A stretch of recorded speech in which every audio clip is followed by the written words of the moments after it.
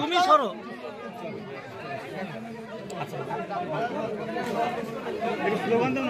भारत माता के, भारत माता के।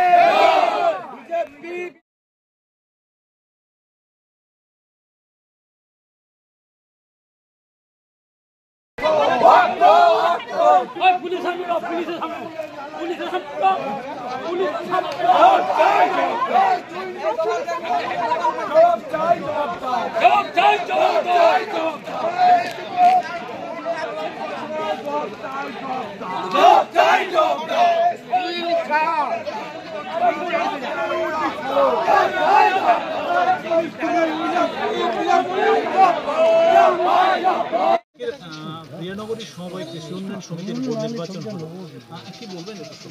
দেখুন, প্রিয়ানগরী সমবায় কৃষি উন্নয়ন সমিতি লিমিটেডের পরিচালক সমিতি 12টি আসন ছিল। ইতিপূর্বেই আমরা ভারতীয় জনতা পার্টি 12টি আসনে আমরা প্রার্থী দিয়েছিলাম। এটা ইলেকশনটা তৃণমূল কংগ্রেস দল এবং পশ্চিমবঙ্গ ইলেকশন কমিশনার কোঅপারেটিভ এরা যৌথভাবে মিলিতভাবে ইলেকশনটা বারবার করে পিছিয়েছে। শেষ পর্যন্ত কোর্টের অর্ডারে আজকে ইলেকশনটা হলো এবং ভারতীয় জনতা পার্টির পক্ষ থেকে আমরা 11টি আসনে জয়লাভ করেছি। তৃণমূল কংগ্রেস 1টি আসন পেয়েছে। কোন আসনে? চম্পানগরটা তৃণমূল কংগ্রেস পেয়েছে, আর সবগুলো আসন আমরা পেয়েছি। এবং সিপিএম টোটাল 545টি ভোট পোল্ড হয়েছে 655 ভোটের মধ্যে। সিপিএম 5টি 10টি করে ভোট মোট পেয়েছে, আর তৃণমূল কংগ্রেস 30টা 35টা করে ভোট পেয়েছে।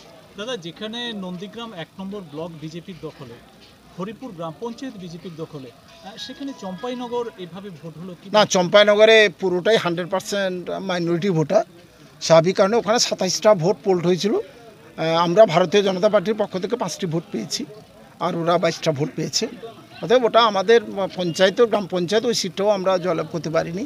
লোকসভা নির্বাচনেও আমরা ওখানে 68টা ভোট পেয়েছি, বাদবাকি 628 ভোট ওরা পেয়েছে। স্বাভাবিক কারণে ওটা ওখানে আমাদের সাংগঠনিক একটা দুর্বল আছে, স্বীকার করে নিয়েছি। চম্পাইনগরের ক্ষেত্রে সামনের দিনে সমবায় সমিতিতে কি কি আশা প্রত্যাশা করতে পারি? না, আমরা সমবায় সমিতির মধ্য দিয়ে গ্রাম বাংলা কৃষকরা যারা এখানে লোনি মেম্বার হন বা যারা লোন নেন বিভিন্নভাবে, তাদের যাতে করে সহজ কিস্তিতে লোন পান, কিংবা গ্রাম বাংলা কৃষকদের যাতে করে আরও উন্নয়নমূলক কাজকর্ম করা যায়, আমরা সমবায় সমিতি থেকে চেষ্টা করি।